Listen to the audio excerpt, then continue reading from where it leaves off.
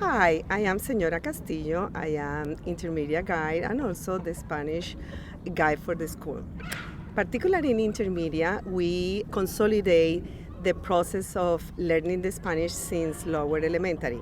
Here in intermediate, we have more intensive curriculum that is aligned to the Montgomery County Public Schools. We have units also that are integrated to humanities, and it's all related in projects. They are exposed to read, to research, and present orally the projects, but also is the day-by-day learning in how to use the grammar, the content of different topics, and is having the exposure and the time to explore the language in a more comfortable way.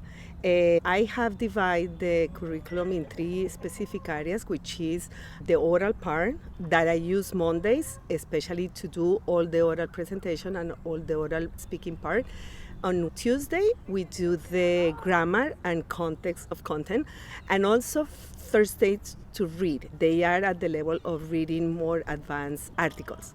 As they progress in intermediate, when they live in 8th or 9th years, they are filled with lots of skills. They can learn and express likes and dislikes. They can have short conversation. They can write long papers in Spanish, and they feel more comfortable using the language in any scenario. That's what they do in intermediate.